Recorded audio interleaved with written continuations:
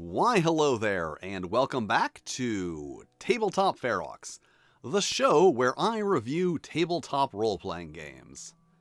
That's the intro. AMC's The Walking Dead universe role-playing game was released in 2023 by Free League and is based on AMC's The Walking Dead. Very specifically based on the show. And is a game that raises a very important question. That question being, how is a The Walking Dead game in any way meaningfully distinct from just any other zombie game? Because when it comes to licensed role-playing games, the goal is usually to provide players with a game that allows you to play in the setting of that IP, or to interact with unique mechanics of that world.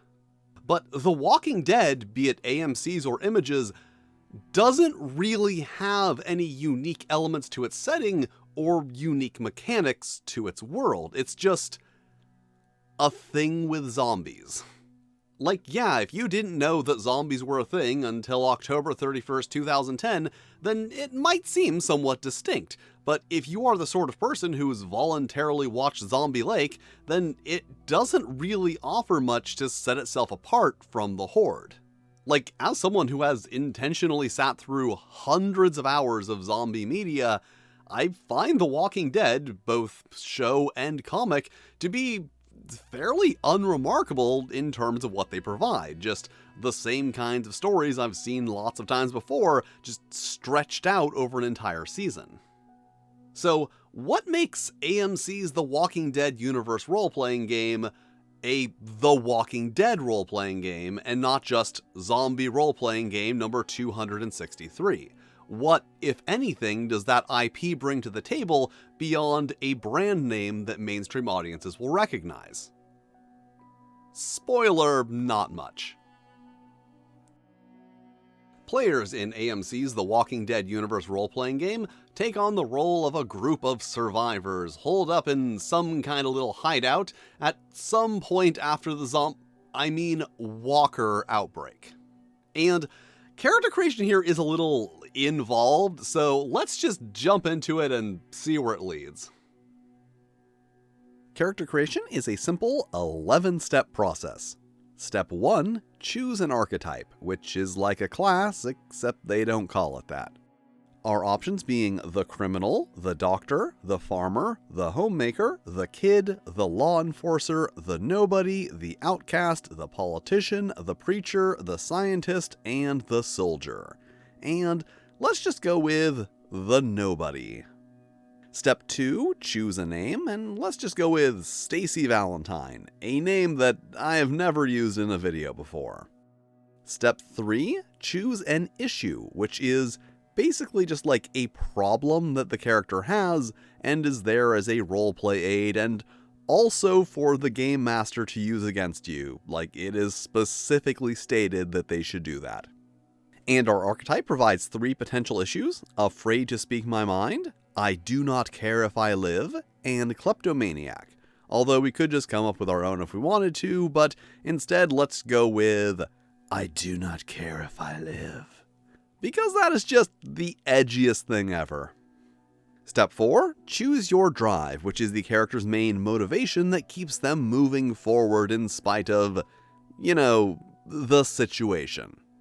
And once again, our archetype provides 3 options: I cannot be killed, this is my chance, and love. Or once again, we can just disregard those and make our own, but let's just go with this is my chance. And the drive does actually have a function, allowing you to get a +2 bonus on a single roll once per session.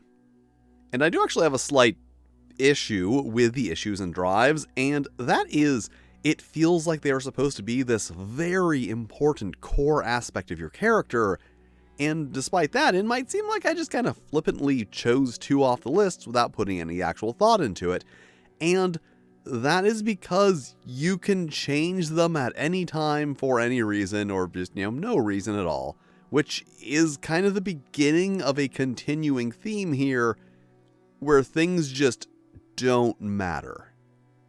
Anyway, step 5, distribute 13 points amongst your attributes. And we have 4 attributes: strength, agility, wits, and empathy. Each attribute starts at 0 and has a minimum of 2 and a maximum of 4, excluding our archetype's key attribute, which has a maximum of 5, and for a nobody is agility. And if you are kinda okay at math and like basic reasoning, or just have heard me say this several times before, you will realize that if each attribute has a minimum value of 2, that means that 8 out of our 13 points are required to be spent on those minimums. So, functionally, attributes start at 2 and you get 5 points to increase them.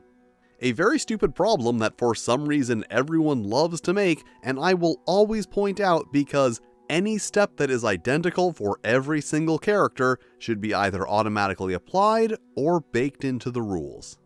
So let's just go ahead and put 1 in everything, and then our last point in strength. And then step 6, distribute 12 points amongst your skills. And we have 12 skills, 3 in each attribute: close combat, endure, and force in strength; mobility, ranged combat, and stealth in agility; scout, survival, and tech in wits; and leadership, manipulation, and medicine in empathy. Skills start at 0 with no minimum and can be raised up to a maximum of 2, excluding our archetype's key skill, which can be up to 3 and is stealth. So let's just go ahead and put 1 point in each of these strength and agility skills, plus scout, survival, leadership, and medicine, and then 1 more each in close combat and mobility.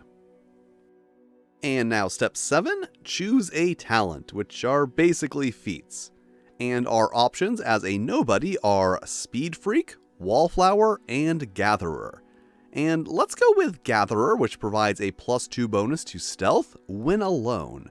And while we are restricted to these 3 options at character creation, later we can buy talents from any archetype or the general talent list with our experience points. And the really interesting thing on the talents is the prerequisites, which, are not formatted incredibly well, but are notable for being story-based instead of stat-based. So, for example, if we wanted to take the criminal's Fight Dirty talent, we would need to have killed someone with our bare hands, which is a thing that is almost cool, because it is specified that the prerequisites could be something that happened in-game, or as part of your backstory that we haven't heard about yet. So the prerequisites are just another thing that doesn't matter. You can take whatever talent you want and just say, oh yeah, I stabbed a guy once, give me my +1 to knife damage. Anyway, step 8, choose your gear. And we have a number of gear slots equal to our strength +2, so 6. Then we roll 3 times on the nobody gear table, and we have a sleeping bag, fishing rod, and machete. We also get to roll once on the scavenging table, and 314, a fake mustache. I'm not joking, that is an item on the list, and the one I rolled. And so far, this might not seem all that involved. I did say it was involved, and that's because we are getting to the weird, overly involved part right now. This is a game that really wants character relationships to be important, or at least seem that way. So let's just say that we have 3 other player characters in our little group because we kind of need to for step 9, define relationships to the other player characters. As has been the theme, there are some suggestions in our archetype, or we can choose our own. So let's just choose some and move on to step 10, choose 2 anchors. And basically, an anchor is a person who is very important to our character and can be used to remove stress points once per session. And one of our anchors must be one of the other player characters, and the other must be an NPC, which means that we need some NPCs for our little group. So we roll to get one of 6 groups of 5 survivors, each of which have their own backgrounds, skills, issues, gears, and whatnot, and I guess we now have to define our relationships to those characters too, and as was the point here, choose one as an anchor. And finally, step 11, describe your starting haven. Basically, our little survivor group has a little hideout. 3 starting havens are provided, and let's just go with the bus on the hill. Each haven has 2 attributes, a capacity value which determines how many people it can support, and a defense value which determines how defensible it is, as well as a number of issues that may come into play if the Game Master so decides to invoke them. And this character is done. And overall, I guess character creation here is fine. It's okay, it does the thing it is supposed to do. But I do have some very specific issues. Like, whenever I see skills distributed evenly amongst all of the attributes, I do have to question if design choices are being made for gameplay value or aesthetics. But the big one, aside from the thing about the attribute points, is I really do have to question why this game has a class system. Like, yeah, class-based characters do have their place, but this doesn't really feel like that place. Classes are a good way to make different types of character meaningfully distinct without allowing for weird, unexpected combinations of abilities. But here, the characters are not distinct, they are all extremely similar. In fact, they even state that after character creation, your character archetype just doesn't really matter anymore. And I can't help but feel like if you can remove the classes from your game with 2 sentences, then maybe they didn't really need to be there in the first place. The archetypes are a thing that feel like they're just there to be there, be it because there were archetypes in the previous games using this same rule set, because there's a class system in the popular game, or because they thought having a class system would make it more accessible to non-tabletop gamers. But I think the real noteworthy thing here, in regards to the character creation, is the way that it wants to focus on you making your character as part of a group, and then define meaningful relationships with all of the other members of that group. But then it also just kind of saddles you with a random group of NPCs and then asks you to arbitrarily define a relationship with each of them. And yes, it does make sense that your survivor group would be a random assortment of people forced together by circumstance. But that doesn't really lend itself to the kind of deep relationships and connections that they are expecting you to define during character creation. Like, asking the player to define a relationship with every other character, player and non, doesn't really feel like it's fostering deep role-playing in any way, more so like you're just picking out the kinds of drama that you want to have later, instead of letting the character relationships and interactions develop naturally through the course of gameplay. So a 3 out of 6 for character creation. Basically what it comes down to is all of the really noteworthy aspects here are things that I've already seen done better and with more intent by much smaller publishers with significantly less money. Although, I guess on the upside, it doesn't take too long. AMC's The Walking Dead universe role-playing game uses the same basic Year Zero engine as other Free League products like Alien the role-playing game and Blade Runner the role-playing game. I guess they're the new Margaret Weis productions. Point is, I don't know anything about those games, so I do not know how this one, if in any way, is different.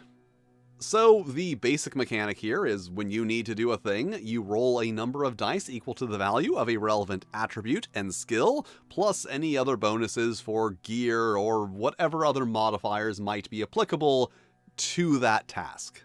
And then succeed on a roll where any of the results are 6s, or maybe 2 6s or 3 6s if it is a particularly difficult task.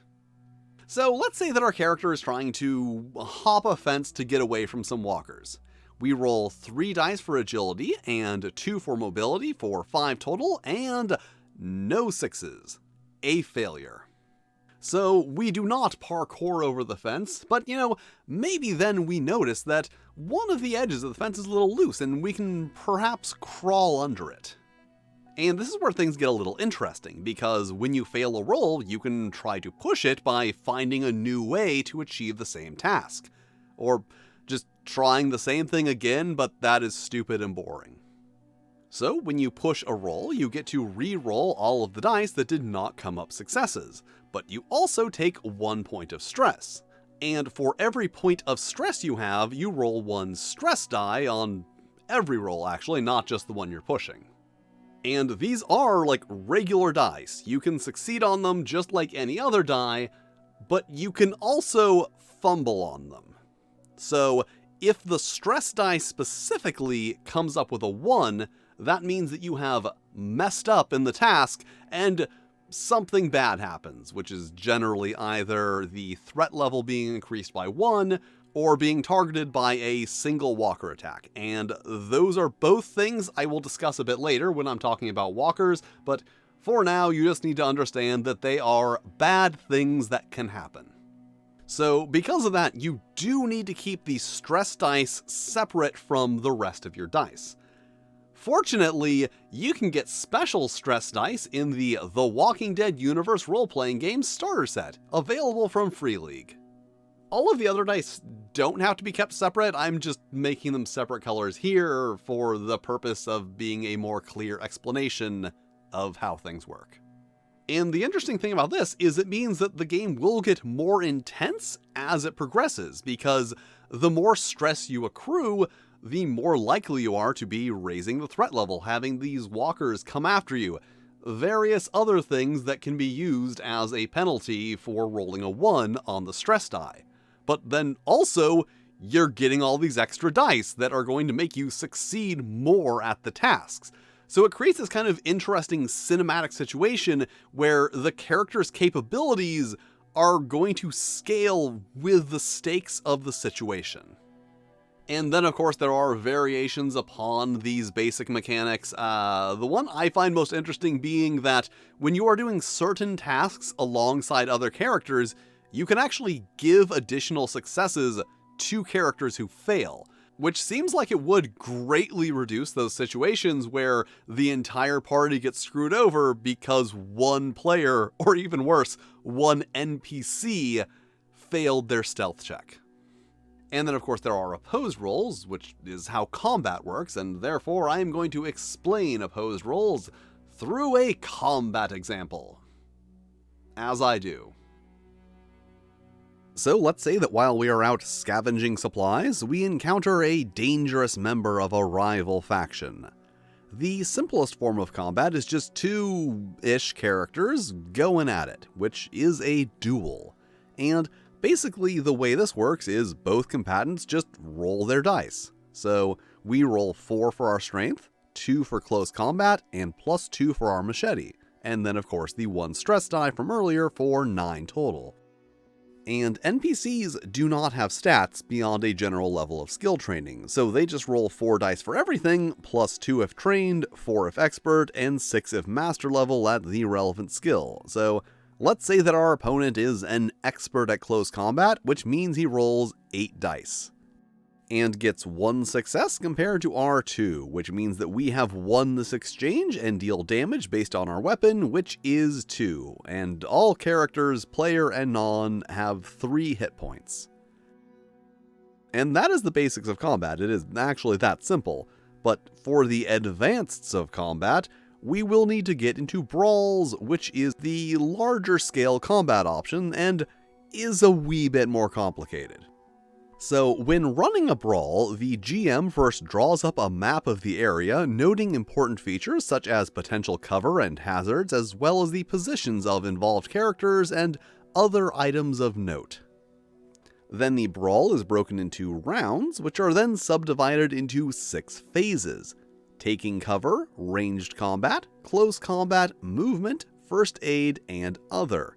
And each character can take 1 action during one of those specified phases. So, if you take cover during Phase 1 and someone fires at you in Phase 2, you cannot fire back as you have already exhausted your action for that round. But of course will gain the benefits of cover, which negates one success from the attack against you. And then also you wouldn't be able to fire back if you wanted to apply first aid or move on a later phase. And then if you did decide to fire back in Phase 2, it is resolved as previously explained in the duels rules. Melee and ranged combat function exactly the same. Now, movement and distance is handled a little interestingly here. Basically, there are just 3 ranges: short, long, and extreme. Short is anything within 25 meters, or for Americans, around the length of 4 1/4 Ford F-150s. And close range weapons would be something like a crossbow, a shotgun, or a knife. Yeah, that 25-meter range is also the melee combat range. So when I said that melee and ranged combat work the same, I mean like exactly the same. Then we have long range, which is up to 100 meters, or for Americans, the length of a football field, including one of the end zones. And that would be the range for most rifles. And then extreme range is anything beyond that, where you would need something like a sniper rifle or a tank cannon to actually hit someone that far away. So the only time you actually need to use an action to move, either during the movement phase of a brawl or as your action during a duel, is if you are moving behind cover or between those 3 ranges. All other incidental movement is considered to be part of whatever action you are performing.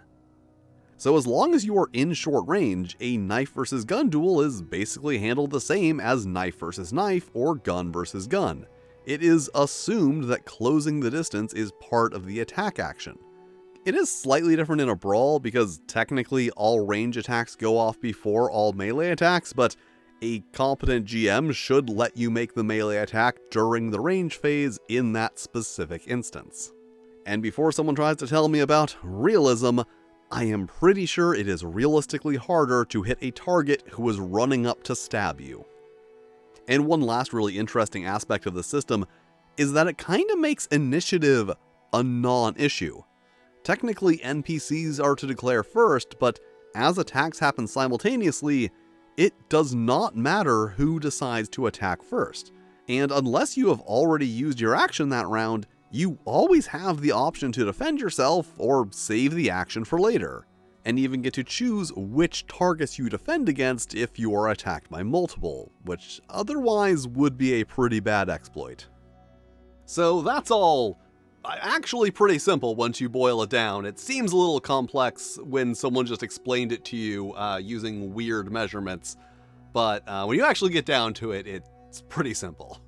But this is AMC's The Walking Dead universe role-playing game, so obviously the big important thing that you want to know about here is vehicular combat. I'm just kidding, yeah, I know. You want to know about The Walking Dead. And the handling of the zombies in this game is another area where it's kinda clever and pretty interesting, in that zombies are not individual enemies here, they are more an environmental hazard, which, if you are a fan of zombie media in general, you will recognize is the correct way to do it. And this is where the threat level comes into play.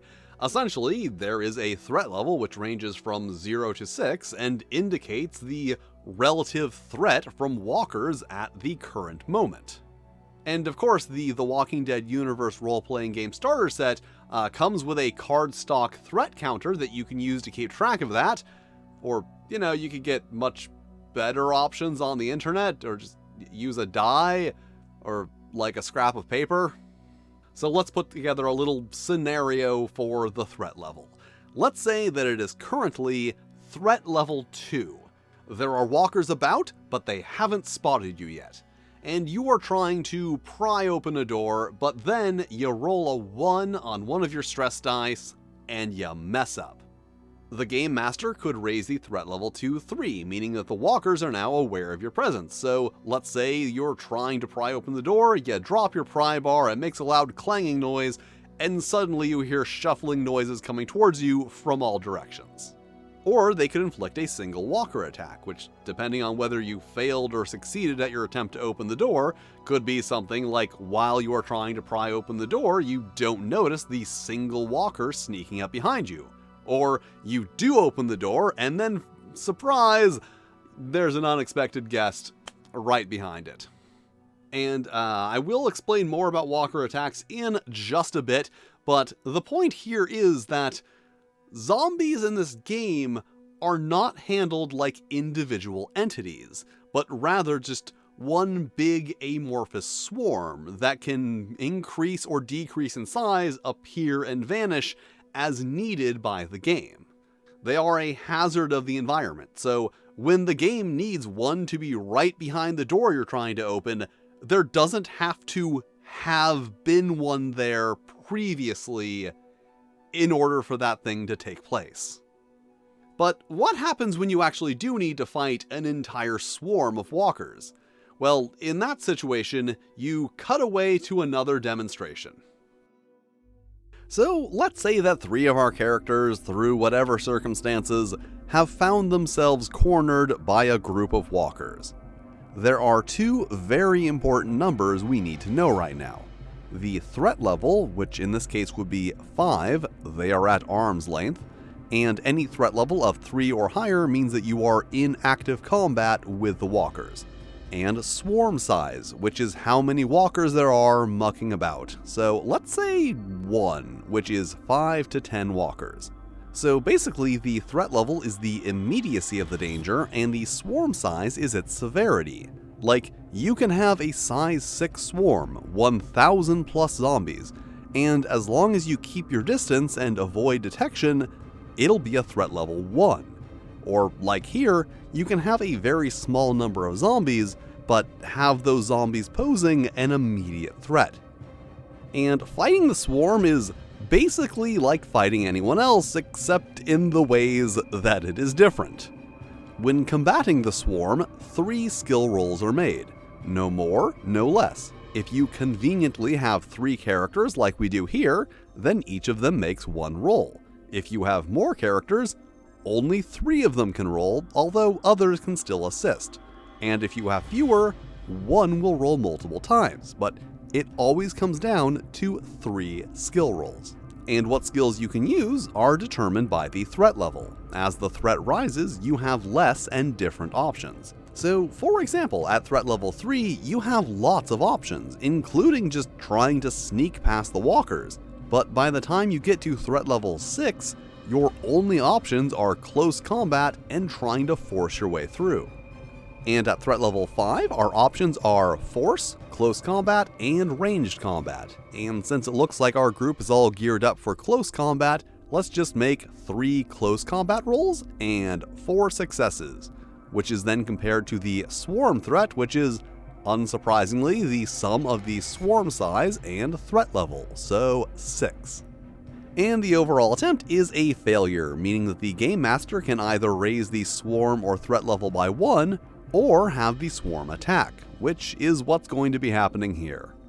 And at threat level 5, the swarm has the options of either making a single attack or trying to block our escape route, and is going to make a single attack against a random target, which is Stacy. So we roll on the single attack table, and you fight it on the ground for what seems like forever, but finally you kill it. Take 1 point each of damage and stress. So that's all pretty simple, but here's where it gets a little weird. For every attack the swarm makes, swarm threat is calculated with a -1 modifier. If swarm threat is reduced to 0 this way, the attack is over and the walkers move on. So, since we were at swarm size 1, that means that the effective swarm size is reduced to 0, and the walkers just leave?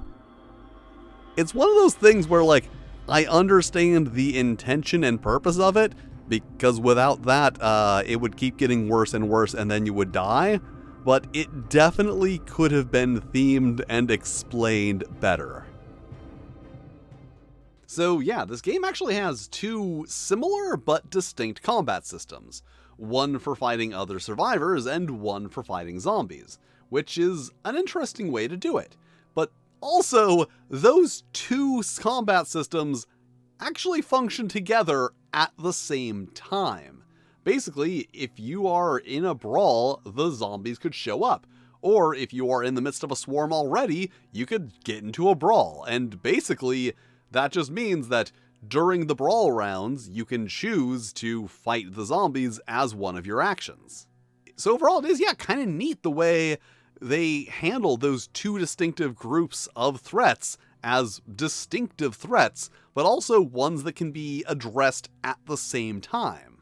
And while I do overall like the way they handle the walkers, I do have, as usual, a few little issues. The big one with the walkers being that on that walker attack table, you have a 25% chance of just straight up dying. And then another 14% chance of dying unless you can amputate a bitten body part in time and, also survive the amputation. And remember, the target of the walker attack in the swarm combat rules is randomly determined. So it is not just really easy to die in this game, it is really easy to die randomly. Like, it doesn't matter how good your character is, how cleverly you've played, in that situation, 2 dice rolls determine if your character lives or dies. And somewhat controversial opinion here, for some reason, but I am of the opinion that the player characters should be the main characters of the game, and therefore not subject to random arbitrary character death at any moment. Like, I'm serious, there's probably at least one person who is going to argue about that in the comments. Of course, you could always just push another character into the walkers and run away. There are specific rules for that, which is kind of the ultimate, hey, that's not my fault, I'm just doing what my character would do move, and does give you a little insight into the target audience for this game. And of course there are some other odds and ends, some little things I like, some little things I don't like, but overall, those are the mechanics, and so far, I like what this game is offering. Of course, the fact that I said so far should also give you a clue that the generally positive tone of this review is about to shift. Well, it turns out I do not actually want to devote as much time to this as I did originally. So, you get to enjoy the special edition disheveled editor variant. So this is a game that tries to focus very much on survival horror, and there are 2 game modes in which you can play. Campaign mode, which is the survival mode, and survival mode, which is the story mode, I guess? Campaign mode seems to be the intended primary game mode, and, I cannot make this up, is further divided into free play and season play, because I guess they figured that inserting a bunch of unnecessary video game terminology would make the thing more accessible? The only difference being that in free play, you just play the game, but in season play, you decide on a number of sessions to play for before you start. So, it's like episodes, because it's a TV show. And I already covered all of the things that a player needs to do to prepare for the game, so here is the preparation that the Game Master is expected to do. Draw up a map of the area, divided into 10 by 10 kilometer squares. 10 kilometers, 1.5 Las Vegas strips. Create up to 3 rival survivor factions, which itself is a very involved process, and place their havens somewhere on the map. Select secret issues for the NPCs and haven. Yeah, issues are a thing that's not just for characters, all people, places, and things can have them. And now, my personal favorite, make a challenge list, which is just a list of all the potential conflicts that may come up related to the various people, places, and things that you have already defined. Things like the car might run out of gas. Then edit the random events tables to remove undesired entries and add ones specific to the elements you have already defined. Create a list of encounters related to the other factions. Define and place other locations of interest on the map. Place 1 to 3 walker swarms on the map. And create a rumor table. So basically, create an entire campaign setting. And you may have noticed that I didn't mention anything about story or goals, and that is because you aren't supposed to have any in campaign mode. Like, you're not even supposed to come up with solutions for the challenges. Campaign mode is literally create this entire area and then just drop the players in and let them wander around, hanging out at the Haven and then going out and running into randomly rolled encounters in every square, and then maybe making their way back to do it all over again. And like, it's the kind of thing where I really have to question, what is the point? Like, yeah, I understand the point is survival, but it seems weird to have a tabletop RPG where your only goal is just to continue existing. Like, it's the sort of thing where I can see playing it once and then having nothing to make me want to come back, nothing to look forward to in the next or any successive session. Now, on the other hand, survival mode is intended to be played with actual scenarios, like with story and goals and things, kind of like, a normal game. And of course, you can get these pre-made. There is one in the core rulebook and another in the Walking Dead universe role-playing game starter set. Or you could even make them yourself. However, they did still have to make it weird. Just to clarify, weird in the bad way. I realize normally when I say that something is weird, I mean it in a good way. Survival mode is expected to be played exclusively with pre-generated characters for some reason, and obviously those pre-generated characters come with the pre-made scenarios, but also, if you are making your own scenario, the book tells you you are supposed to make 5 pre-generated characters, and then number them 1 through 5, which is the order that they have to be played in. So, this is a really tricky one. If I were just looking at the mechanics, then easy 4 out of 6. There's a very solid foundation here with a lot of interesting things built on top of it, and the mechanics themselves even take into account conventions of the genre.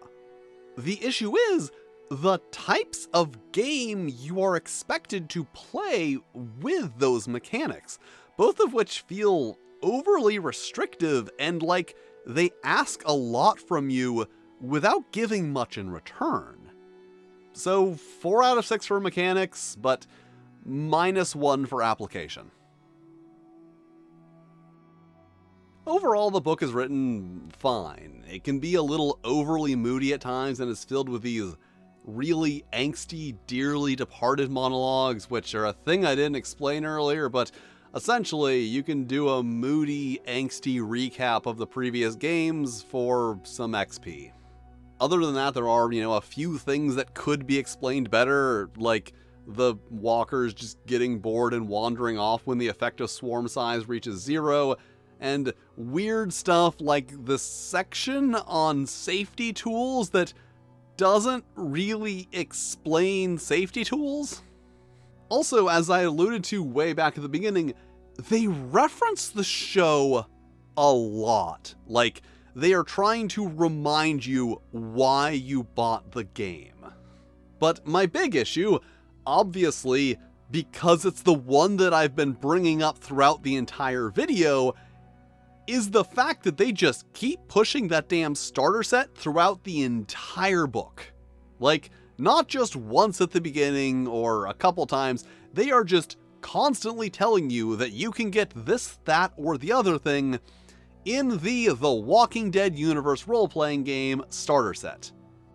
And in terms of content, they actually provide you with quite a lot. Like, in addition to all the basic tables and things that you need for the basic gameplay, such as it is, they do also provide a large amount of supplementary tables and examples for things like locations, NPCs, funny outfits for walkers, and even a set of solo play rules, which I did not mention until now because there's just so much other stuff to talk about in this game. But they do actually look kinda interesting, and if I ever actually have time to check them out, I might come back to that at a later date. But just in general, seeing solo play rules as part of the core rulebook is not something you expect in 2023. So, no adjustment for writing, let's be honest, there rarely is, and +1 for content. They actually give you quite a lot of stuff here, especially considering all of the stuff that you need to generate just to play the game. Honestly, I would have liked even more, but what they give you is definitely beyond the minimum. Overall, the book looks pretty good. The distressed, grungy look is a little overdone at this point. I'd be lying if I said this didn't look a little early 2000s, but it does fit the overall tone of the game fairly well. However, the real star here is the art, which is done in a slightly rough painterly style, but more importantly, is very consistent and used very well throughout. It does at times feel a bit like aesthetics was prioritized over readability, but in a way that doesn't make it worse, just not better.